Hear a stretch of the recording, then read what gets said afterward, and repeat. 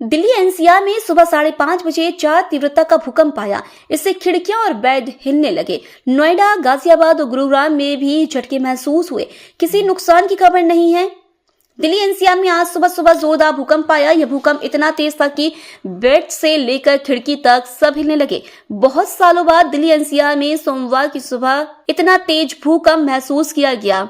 कई सेकंड तक भूकंप की वजह से धरती हिली। गहरी नींद में सोए लोग भी डर कर घरों से बाहर भागने लगे। अब तक इस भूकंप में किसी नुकसान की कोई खबर नहीं है। दिल्ली, नोएडा, गाजियाबाद और गुरुग्राम समेत अलग अलग इलाकों में भूकंप के झटके महसूस हुए। दिल्ली एनसीआर में यह भूकंप करीब 5:30 पर आया। कई सेकंड तक धरती हिलती रही। लोग डर गए, सहम कर बाहर भागने लगे। बेड पर भी लोगों ने महसूस किया, घर की चीजें हिलने लगी। रिक्टर स्केल पर इस भूकंप की तीव्रता 4.3 मापी गई है। इस भूकंप का केंद्र दिल्ली एनसीआर ही था। ऐसा जमाने बाद है जब दिल्ली एनसीआर की धरती ही भूकंप का केंद्र बनी है। इसकी गहराई 5 किलोमीटर थी। भूकंप इतना जोरदार था कि लोगों ने कंपन महसूस किया। ऐसा लगा जैसे धरती के अंदर कुछ बड़ी हलचल हो रही है। घर की दीवारें, खिड़कियां सब हिलने लगी थी। फिलहाल इस भूकंप से किसी तरह के नुकसान की कोई खबर नहीं है। भोपाल से न्यूज़ 69 के लिए आदिल खान की रिपोर्ट। ऐसे याद है 5:39 के आसपास। आज से पहले कभी झटका महसूस हुआ? नहीं, इतना बड़ा नहीं हुआ। तो डर लगा? कैसा लगा? डर लगा, मैं तो बाहर भागा था।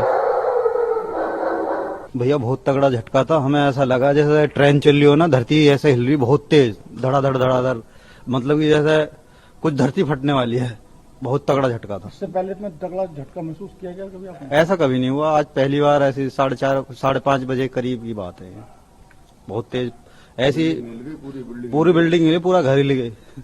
ऐसा लग रहा है घर से बाहर निकलो। काफी हॉरेबल था और काफी देर तक झटके आने लगे। अभी मैं सोते हुए एकदम से उठा, एकदम बाहर की तरफ भागा और देखा बहुत तेज झटका खा रहा है। आज से पहले कभी इतना महसूस नहीं, कभी महसूस ही नहीं हुआ। एकदम से लगा कि पता नहीं क्या हो गया, एकदम सोते आंख खुल गई, भाग छूटा।